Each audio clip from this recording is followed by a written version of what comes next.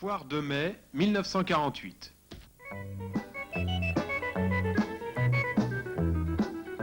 La foire de mai demeure l'une des plus anciennes de notre région puisqu'elle fut créée en 1838 par un décret de Louis-Philippe. Elle a quitté la cour de M. Hédoux pour se tenir sous la belle hêtraie du château de Madame de Tévray. Les agriculteurs et ceux qui ne sont guère de la profession mais que cette foire intéresse admirent les derniers modèles d'engins agricoles, matériel neuf et d'occasion.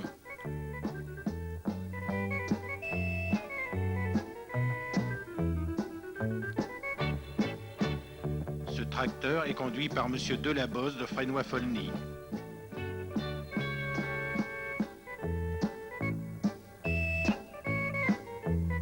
Faucheuses-lieuses, moulins à mouture sont également exposés. C'est aussi l'occasion pour les visiteurs de découvrir le dernier cri du modernisme électroménager. Sur le stand de l'électricité de France, on découvre un modèle de four qui est bien loin du four à micro-ondes actuel.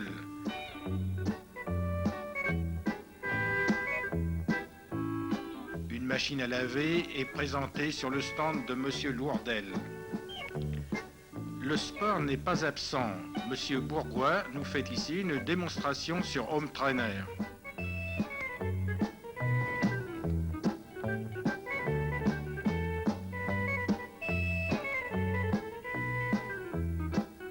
Revenons à l'électroménager avec Monsieur Delille, qui fait découvrir les premiers modèles de postes de télévision à de nombreux visiteurs.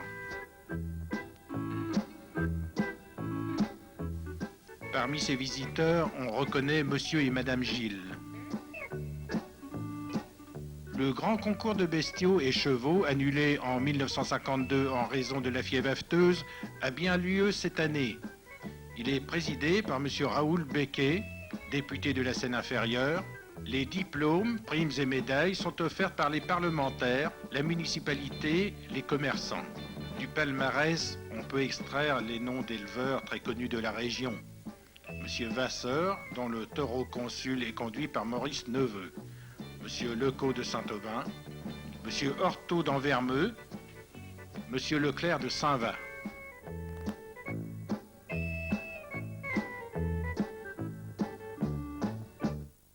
Fête des pompiers, le 4 juin 1950.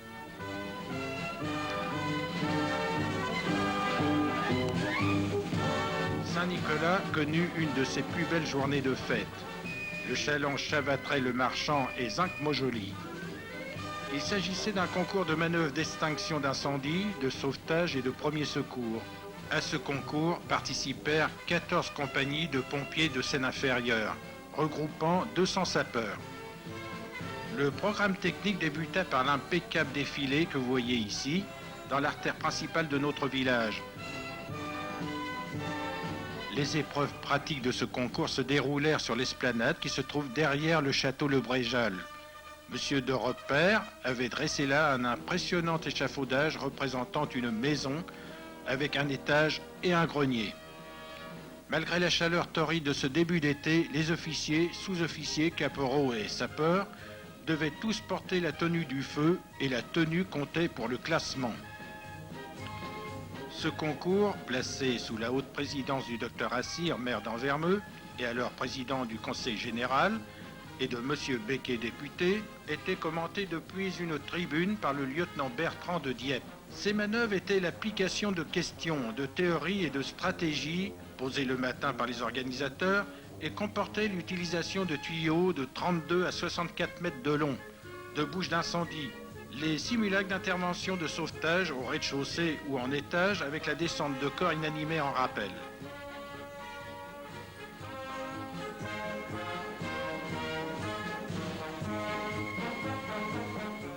On voit que le concours se déroule avec calme, sérieux et discipline.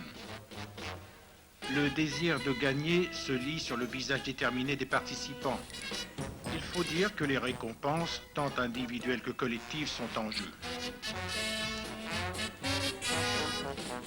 Le public, très nombreux, comportait certaines personnes que les alimentaires reconnaîtront au passage.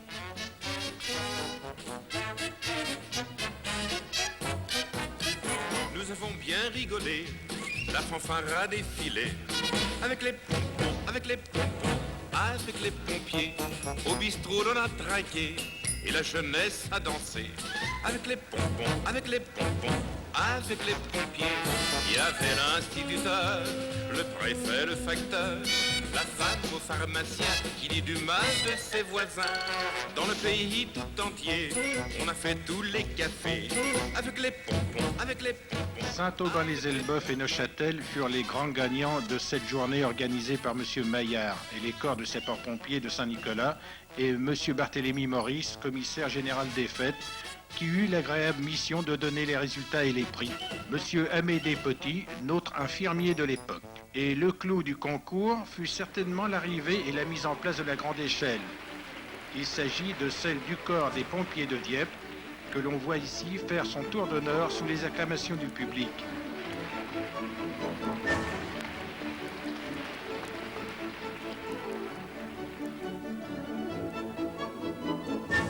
On la descend fébrilement de son châssis et on la monte avec beaucoup d'aisance. Ici, Madame Blanche Dumouchel et son mari, bien reconnaissable avec sa casquette.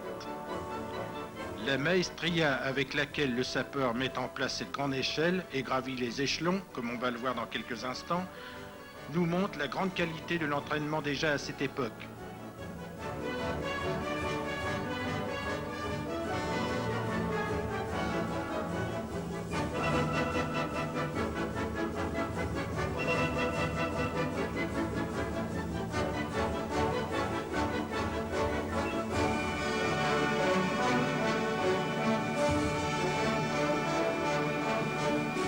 La pression du jet ne peut que forcer l'admiration du public d'alors et des spectateurs de ce soir.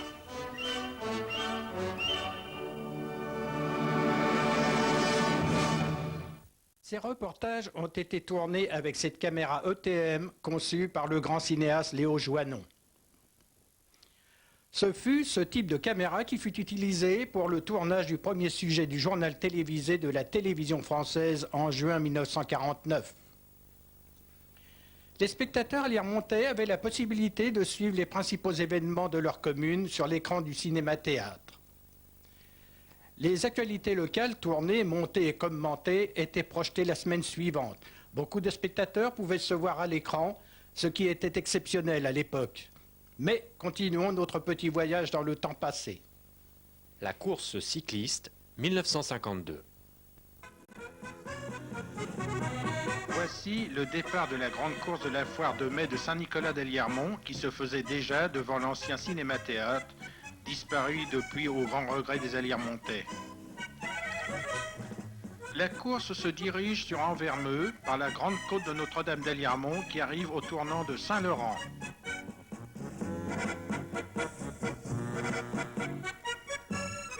Les coureurs empruntent la grande montée sur Saint-Nicolas qui permet aux plus forts de se détacher du peloton. Nous vous signalons le passage en tête du Parisien Formet du BCCA.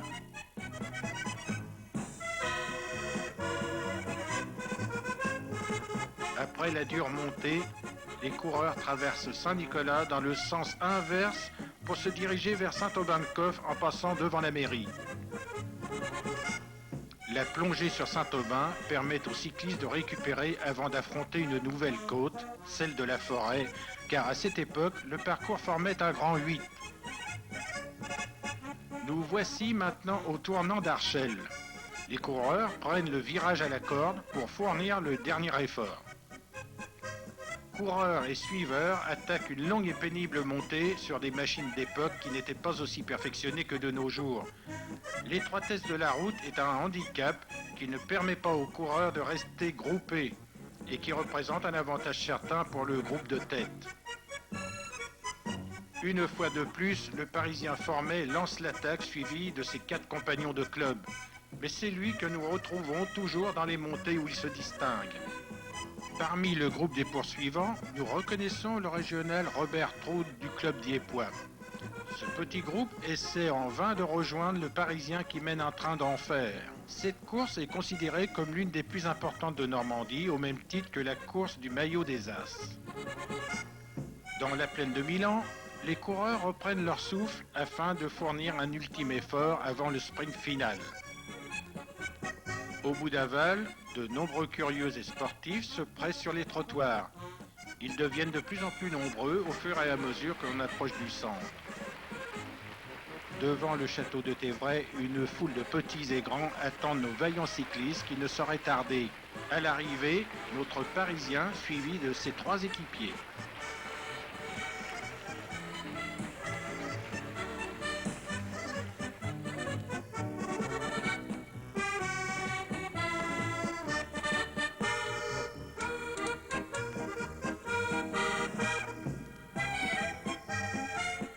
Quelques échappés qui sprintent encore pour essayer d'arracher une place honorable.